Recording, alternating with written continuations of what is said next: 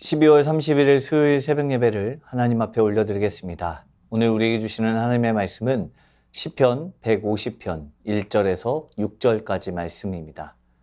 할렐루야, 그의 성소에서 하나님을 찬양하며 그의 권능의 궁창에서 그를 찬양할지어다. 그의 능하신 행동을 찬양하며 그의 지극히 위대하심을 따라 찬양할지어다. 나팔 소리로 찬양하며 비파와 수금으로 찬양할지어다. 소고치며 춤추어 찬양하며 현악과 퉁소로 찬양할지어다. 큰 소리 나는 재금으로 찬양하며 높은 소리 나는 재금으로 찬양할지어다. 호흡이 있는 자마다 여호와를 찬양할지어다. 할렐루야. 시편은 우리의 인생의 모든 감정을 담고 있습니다. 시편 1편의 시작은 복 있는 사람의 길을 제시하며 조용히 시작하는 것처럼 보이지만 이어지는 모든 시의 내용을 보게 되면 수많은 눈물과 비탄, 어느 때까지입니까? 라는 처절한 부르짖음이 가득합니다. 하지만 성경은 고통과 울부짖음으로 끝나는 것이 아니라 놀라운 결론을 보여줍니다. 시편 150편은 전체를 마무리하는 내용으로서 하나님을 향한 마지막 찬양을 올려드리고 있습니다. 시인은 하나님을 찬양하며 그의 능하신 행동과 지극히 위대하심을 따라 찬양하라고 명령합니다. 시편에서 말하는 찬양은 나의 상황이 아니라 하나님의 변함없는 성품과 그분의 역사 속에서 행하신 구원 사건에 근거합니다. 하나님은 창조의 주님이실 뿐만 아니라 언약에 신실하셔서 우리를 구속하신 분이십니다. 시편은 그 하나님을 향해 성소와 권능의 궁창에서 찬양하라고 요청하고 있습니다. 여기에서 성소는 지상의 성전을 이야기하며 궁창은 하늘의 거처를 의미합니다. 결국 온 하늘과 땅의 모든 피조물이 하나님을 찬양하는 일에 동참해야 함을 나타내고 있는 것입니다. 이와 같이 찬양은 단순한 외침이나 감정을 풀어내는 도구가 아니라 내 삶의 주인이 누구인지 고백하게 하는 것입니다. 이것은 창조와 구속의 역사 속에서 보여주신 하나님의 능력과 성품이 나타나 있기 때문에 가능한 것입니다. 시편은 하나님을 찬양함에 있어서 다양한 악기와 춤을 언급하며 찬양의 뜨거운 열기를 묘사하고 있습니다. 본문에 등장하는 악기들을 보게 되면 비파와 수금, 소고, 현악과 퉁소로 찬양하며 큰 소리 나는 재금과 높은 소리 나는 재금으로 찬양하라고 명령하고 있습니다. 구약학자 골딩게이는 제사장은 나팔을, 레위인은 비파, 수금, 재금을, 그리고 일반 백성은 소고와 현악과 퉁소를 연주하는 것으로 이야기하며 그 모든 악기들이 포함된다고 설명합니다.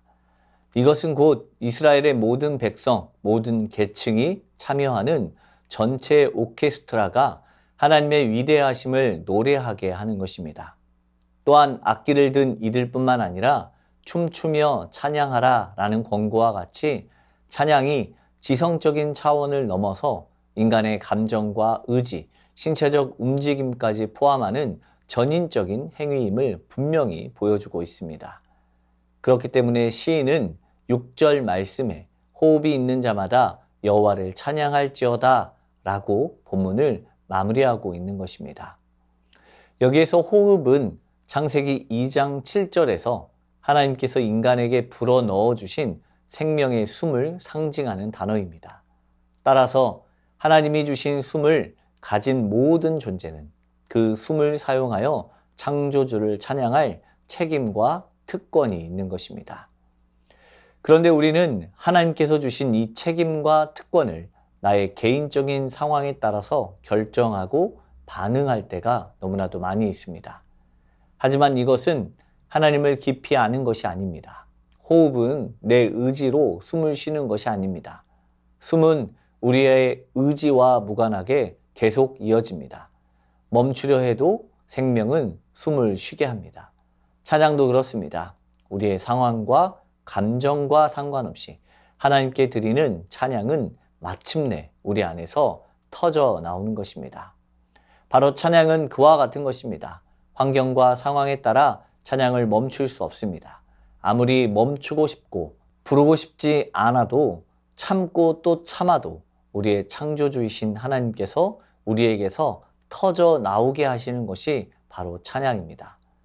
하나님이 나의 생명을 붙드시기 때문에 내가 살아있는 모든 동안은 숨 쉬는 것과 같이 끊임없이 하나님을 찬양할 수밖에 없는 것입니다.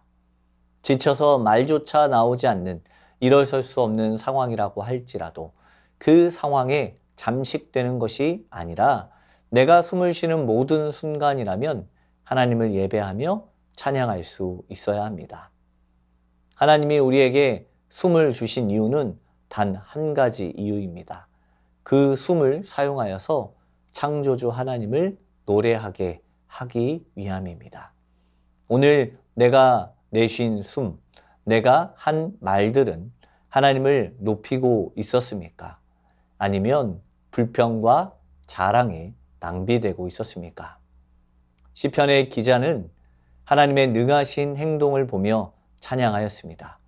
그 하나님의 모습은 출애굽과 가나안의 정복이었으며 자신이 처한 상황 속에서 구원하시는 하나님의 신실하심이었다고 고백하는 것입니다. 비록 고난과 어려움, 억울함과 이해할 수 없는 아픔이 있었지만 그럼에도 자신의 백성들을 인도하여 내신 하나님의 약속을 신뢰한 것입니다. 그렇다면 오늘 우리에게 행하신 하나님의 능하신 행동은 무엇입니까? 그것은 바로 예수 그리스도의 십자가와 부활입니다. 십자가는 하나님의 위대하심과 공의 그리고 하나님의 자비가 완벽하게 만난 사건입니다.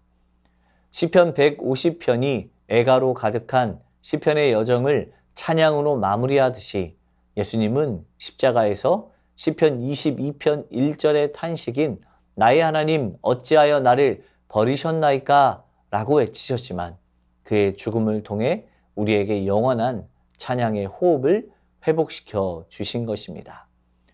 시편 150편은 성경책 안에만 머무는 노래가 아닙니다. 성소에서 시작하여 온 우주인 궁창으로 확장되며 끝나는 믿음의 고백이 오늘 우리의 고백이 되어야 하는 것입니다. 예배당 문을 나서는 순간 끝나는 것이 아니라 세상이라는 거대한 성소에서 계속해서 하나님을 찬양해야 하는 것입니다. 삶의 현장으로 흩어지는 우리는 그곳에서 하나님을 높이는 악기들입니다. 우리가 그리스도의 복음을 의지하며 서로 사랑하고 섬김으로 그리스도의 사랑의 소리를 내어갈 때 세상은 우리를 통해 하나님의 위대하심을 듣게 될 것입니다. 이번 한 주간 숨을 들이마시고 내뱉을 때마다 하나님의 사랑을 기억하길 소망합니다. 하나님, 나의 숨이 주님의 것이며 나의 호흡을 통해서 오직 하나님의 위대하심을 노래하게 하옵소서. 이 믿음의 고백으로 오늘 하루 그리고 올 한 해를 지켜가시길 소망합니다. 주신 말씀 기억하며 기도하겠습니다. 기분이나 환경이 아니라 하나님의 변함없는 성품을 바라보며 고난 속에서도 찬양을 멈추지 않는 신실한 예배자가 되게 하옵소서. 주신 호흡을 불평이나 헛된 말에 낭비하지 않게 하시고 매 순간 하나님을 찬양하는 입술이 되게 하옵소서. 예수 그리스도를 통해 회복된 찬양의 호흡을 잊지 않게 하시고 복음의 감격으로 한 해를 살아가게 하옵소서.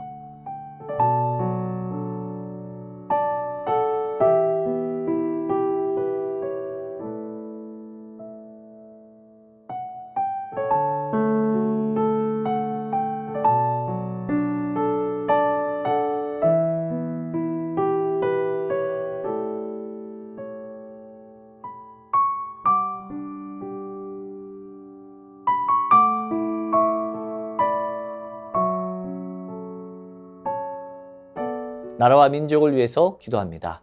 가난하고 소외된 이웃들이 추운 겨울을 잘 지나도록 국민들의 관심과 사회적인 복지가 잘 이루어지게 하옵소서. 나라 안의 여러 연말 모임들이 지나친 음주와 방탕한 분위기로 흐르지 않게 하시고 서로를 격려하며 감사를 나누는 건전한 문화로 정착되게 하옵소서. 태국과 캄보디아 간의 휴전 합의가 진정성 있게 이행되며 양국 간의 신뢰가 회복되게 하옵소서.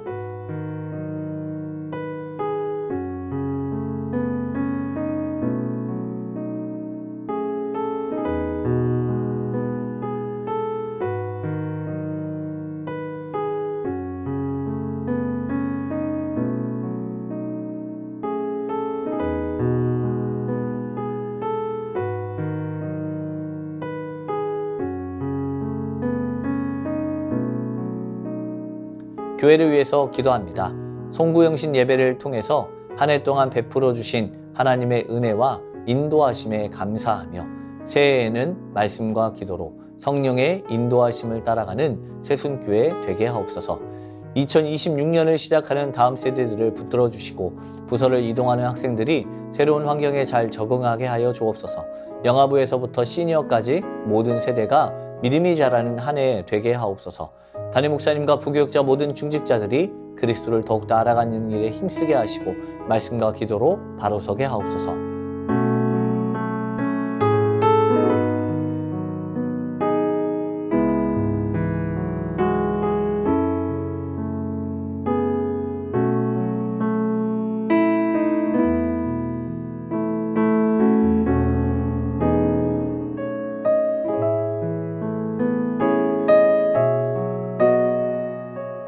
선교사님과 화르분들을 위해서 기도합니다.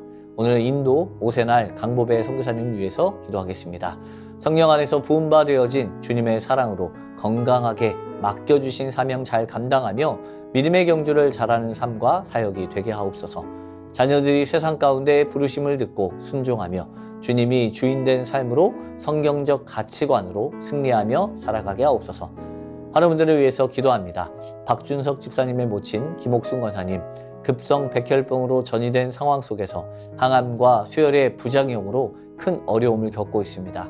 의료진이 속히 치료의 방향을 정하게 하시고 권사님과 가족들의 마음을 붙들어 주시고 회복의 은혜를 더하여 주옵소서. 양금숙 성도님, 췌장암이 재발하여 항암을 시작하였습니다. 잘 견디고 이겨내도록 도우시고 항암을 통해 깨끗하게 치료되게 하옵소서. 조중순 권사님 남편 백형우님, 뇌출혈 후유증으로 식사를 하지 못하고 균형을 잡지 못합니다. 손상된 신경과 기능을 회복시켜 건강을 속히 되찾게 하옵소서. 박세현 집사님, 유방암 발병 이후 뼈로 전이된 상황 속에 있습니다. 통증이 완전히 사라지고 치료 과정 속에서 회복의 은혜를 경험하게 하옵소서. 권우순 권사님, 진행 중인 항암 치료가 계속 효과를 나타내어 암세포가 완전히 사라지고 면역력이 증가하여 모든 치료를 잘 감당하게 하옵소서. 노성빈 형제님, 크론병으로 8주에 한 번 주사제 치료 이어가고 있습니다. 부작용이 생기지 않도록 보호하여 주시고 소장의 모든 염증이 사라지게 하옵소서. 이 외에도 수술 이후 회복 중에 계신 분들과 어려움 가운데 있는 분들을 위해서도 함께 기도하길 원합니다. 선교사님과 화르분들을 위해서 기도하다가 자유롭게 기도하겠습니다.